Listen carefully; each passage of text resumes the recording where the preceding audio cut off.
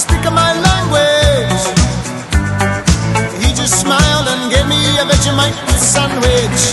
And he said, I come from a land down under. Read us flow and mention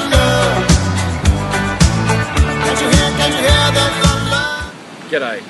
I greet you from Torquay, Australia, about 1.5 hours drive from Melbourne. For those who don't know me, I'm Father Michael Gallacher, a priest of the Archdiocese of Melbourne.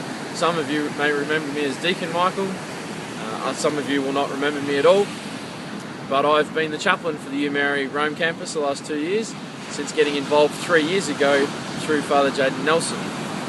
I believe you're having a community night in Bismarck tonight, and in lieu of being there myself, I thought I would send a video message. So I hope you're enjoying the night. I want to take the opportunity once again to thank you all for the involvement I had with the U Mary Rome campus during my years in Rome. To Monsignor Shea, to Tom Schulzenberg and all the staff. It was a wonderful part of my Roman experience.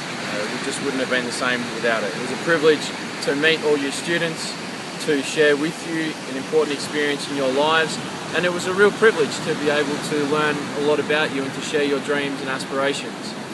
So I'm very grateful to you, and as I've now come back to Australia, I've settled into my parish and I'm working in my diocese, I really do want to thank you for what you gave me while in Rome. It was fantastic for me, and I hope I was able to offer something in return. At the end of your time in Rome, you may have heard me speak about what the apostles did after the resurrection.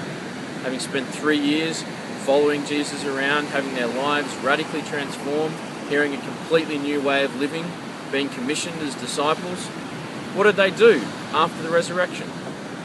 They went back to Galilee and went fishing. They didn't know what else to do.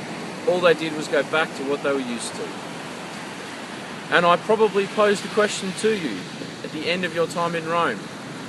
What were you going to do when you got back? Were you going to go back to the same things that you'd been doing? Were the ways that Rome changed you, the challenges that you experienced, the new ways you had of viewing your life and your faith, were they going to challenge you to change your life, to do things differently? Or were you simply going to go back fishing? So for some of you, it's only been a few months since I saw you. For others, it's been 3 years. Nevertheless, my question to you is, at this point in your lives, have you gone back fishing?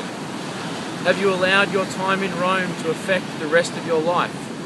Or have you simply gone back to the things you were doing? So I hope you enjoy this community night in Bismarck. I wish I could be there. I do hope and pray that our paths will cross again at some time in the near future. You're obviously all welcome in beautiful Australia at some stage, and I do look forward to the day when the University of Mary has its own Australian campus, perhaps here in Torquay. As you can see, even in the middle of winter, it's not such a bad place to be.